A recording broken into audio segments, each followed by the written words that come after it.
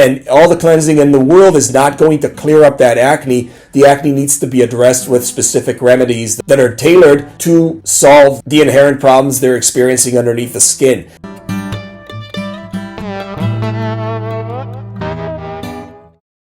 In a few recent short reaction videos that I've published, I've made references to videos that make it a point to advise parents or older children, as in teenagers, about what they should do for skincare routine. I think categorically having a skincare routine, as in some sort of a dogmatic approach of things that must be done to the skin no matter what, is plain foolish. However, it gets even more foolish when you actually try to impose that on a child whose skin is actually, for the most part, really well functioning and actually needs to come in contact with his or her environment, and actually setting off a teenager to a bad start of adulthood where they actually also depend on these categorical, presumptuous recommendations that are usually made on behalf of the skincare industry.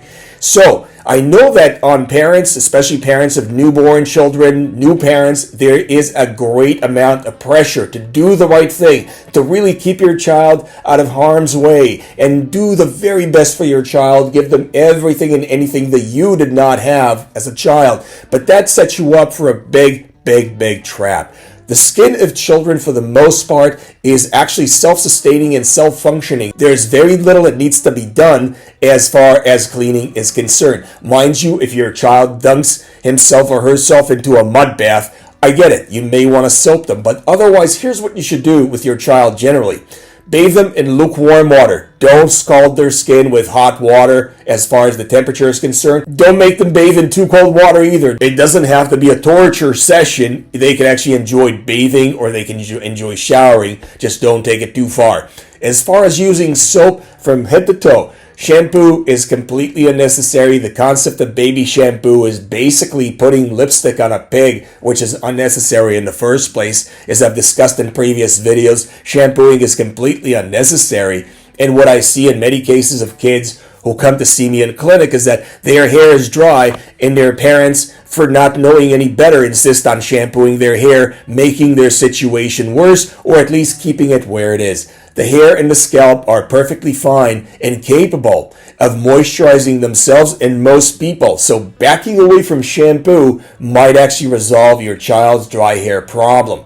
Also, if the child has dandruff or seborrheic dermatitis, there may be special considerations when treating those conditions. Sometimes a topical cream or another application of product might be helpful. Sometimes it's shampoo, but even those need to be applied in moderation and knowing full well that there are potential side effects for these products and medications and how to mitigate their side effects in the best way possible.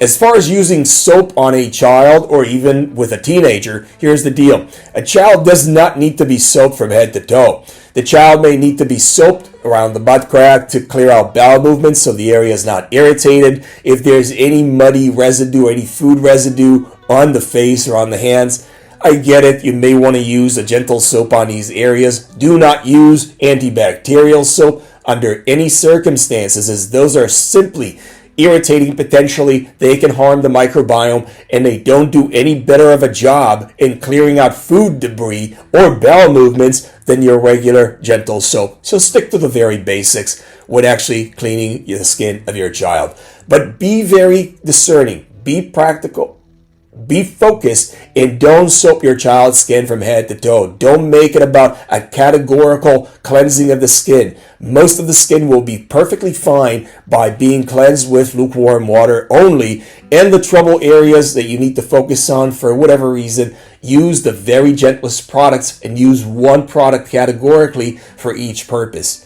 Also, don't use baby wipes with your kids. I've discussed baby wipes in previous videos, but those products are simply horrible. They're pre-packaged sheets of organic material that are soaked in a water-based liquid that is infused with preservatives, with fragrance, and with other ingredients that have no business being on the skin. If you want to use a wet wipe, dip a paper towel in lukewarm water and use it as such. Don't use baby wipes or wet wipes with your kids.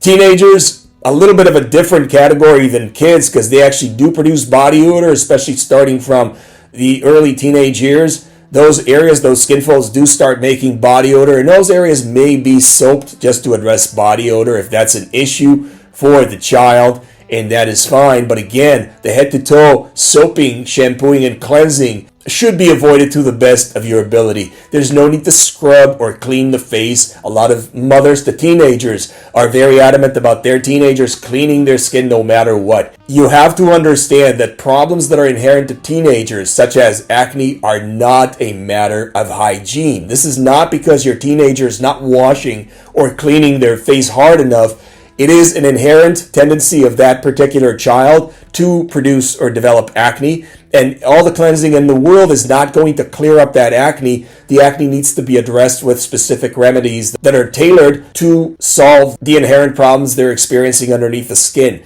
It is not a cleansing issue, and what the cleansing will do is it may actually potentially get rid of a lot of the skin barrier that's protecting that child's face and make the skin more sensitive, making the acne worse by compounding the problem with sensitive skin. So the less cleansing you do, the better off you are. Obviously, if there's any special needs for cleansing in a child or a teenager, let them take care of it, but do not do this categorically from head to toe. Also, there's a tendency nowadays to recommend all sorts of products to teenagers that are in the so-called adult categories, such as serums or toners or other types of products. I can't speak strongly enough about these categories of products. These products, for the most part, are snake oil. You want to avoid them at all costs, and you need to use as few skincare products on your skin to begin with. Set them off to a great start by avoiding dependency on the skincare industry and letting their skin take care of itself in the most cost-effective way possible with a little helping hand as needed. So the bottom line, leave the kids alone, let their skin do the job it was meant to do, and help them out when is appropriate, but in a very focused and discerning manner.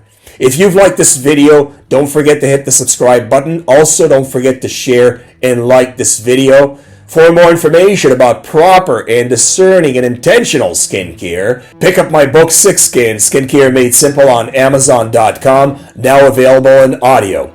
More great content coming your way right from this channel. Thanks for watching, and God bless.